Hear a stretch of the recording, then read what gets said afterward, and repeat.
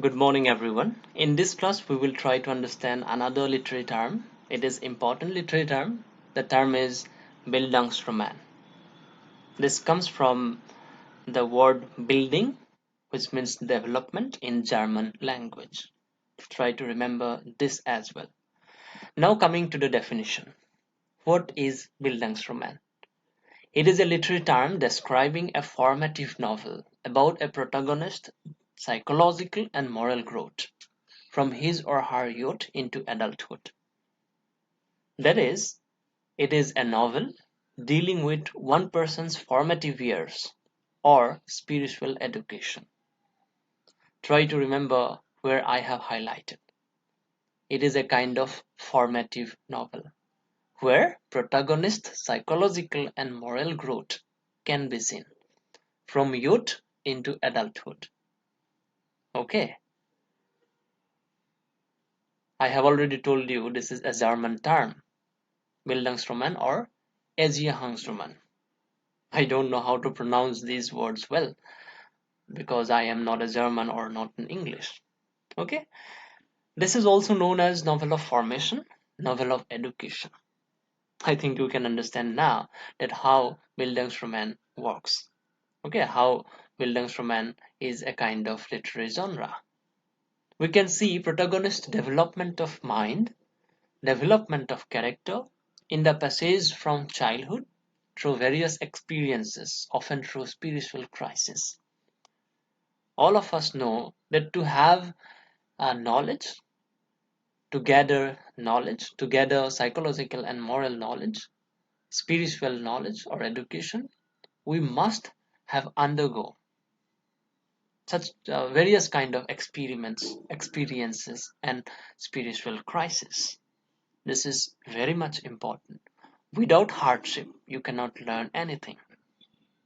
Okay, hardship is the most important thing to learn.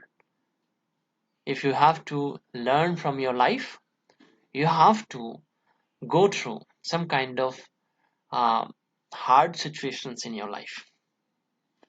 So, in such kind of Bildungsroman, we can see various experiences, various spiritual crises that is faced by the protagonist of the novel. There are four general types of Bildungsroman. I would like to tell you the meanings of the four types of Bildungsroman because I don't know how to pronounce these words in German. These are very difficult for me. Number one is Entwicklungsroman. I don't know how to pronounce it well, so please excuse me for that. This means novel of development.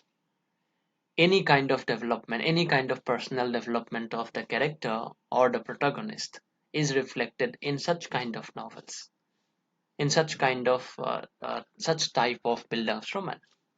Number two, the development of education, where we can see the development of education of the protagonist is known as Erziehung Hans Roman. Number three, Kunstelroman. This is the most important thing. This is the most important among the four. So try to understand this well. We will try to discuss it later as well.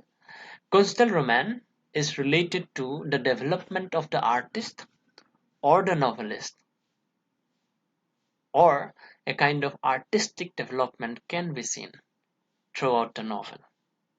Okay, that is, it is a kind of biographical type of novel where we can see the development of the writer himself. Okay, number four, Zeitroman, where we can see the development of the era in which he or she is writing, along with the other developments like the development of the character, mind, okay, morality, psychology, spirituality. Okay, along with these developments, we can see the development of the era or the time period as well. I think you have understood what Bildungsroman is. Okay, this is not a very tough concept. This is very easy to be understood and to be remembered. Okay, Bildungsroman comes from the word building. This is how you can remember that. Okay, now come to the examples. The mode is began. Sorry, the mode began in Germany with K.P. Moritz, Anton Reiser, and Goethe's Wilhelm Meister's apprenticeship, 1795 to 96. Now see, these two books are important from this point of view that these are the pioneer of this Bildungsroman. Anton Reiser by K.P. Moritz, and Goethe's Wilhelm Meister's apprenticeship. The later examples, Charlotte Bronte's Jane Eyre, 1847, George Eliot's The Mill on the Floss, 1860, Charles Dickens's Great Expectations, 1861, Somerset Maugham's Of Human Bondage, 1915, Thomas More's The Magic Mountain, 1924. I have included the examples from the book A Glossary of Literary Terms. There may be many examples in other sources. Okay, so try to understand first and then go through the examples and try to understand how these works are Bildungsroman. Most probably the protagonists undergo some kind of development in all the books that we have discussed here. Okay, now coming to Kunstelroman. What may be the Kunstelroman? It is a subtype of Bildungsroman as we have already discussed. It is also known as artist novel because it talks about the artist or the writer, which represents the growth of a novelist or other artist from childhood into the stage of maturity or mastery of the artistic craft. That is how the writer, how the novelist, how the artist has gained such kind of mastery over this artistic craft. This development is shown in such kind of books. Okay, for example, we can take David Copperfield by Charles Dickens. This can be considered as the pioneer to this type of writing. The other types of examples, Marcel Proust, Remembrance of Things Past, 1913 to 27, James Joyce's A Portrait of the Artist as a Young Man, Thomas More's Tonio Kroger, 1903, Thomas More's Dr. Faustus, 1947, when India got independence. Try to remember that. Please don't get confused with Christopher Marlowe's Dr. Faustus. Thomas More's Dr. Faustus is a novel during 20th century, and Christopher Marlowe's Dr. Faustus is a play or a drama which was written during the Elizabethan period. Okay, Christopher Marlowe was one of the university wits who wrote during the time of Elizabeth. Okay, during the time of Shakespeare. I think you know him very well. So please don't get confused with Dr. Faustus of both the writers. Okay, now see, Constelroman is a kind of growth of the novelist or the artist from childhood into the stage of maturity. This is why you can see the development or the growth of the artist or the novelist or the writer in these books.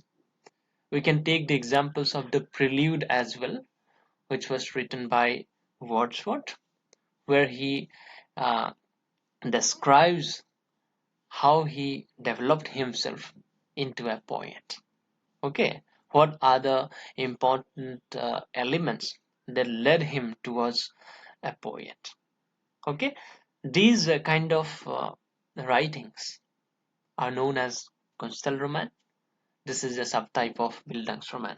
I think you have understood what the Bildungsroman is and what are the uh, relationship between Bildungsroman and Kunstelroman, and what are the different types of Bildungsroman, and what are the examples of Bildungsroman and Kunstelroman are. I think you have understood that.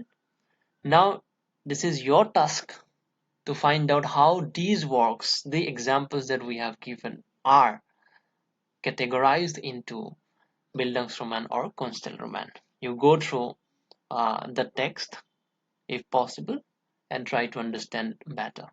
In such kind of 10 minutes or 15 minutes class, we cannot explain everything.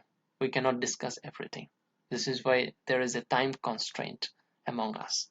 Okay, try to understand that. I think you have understood something for today. Thank you.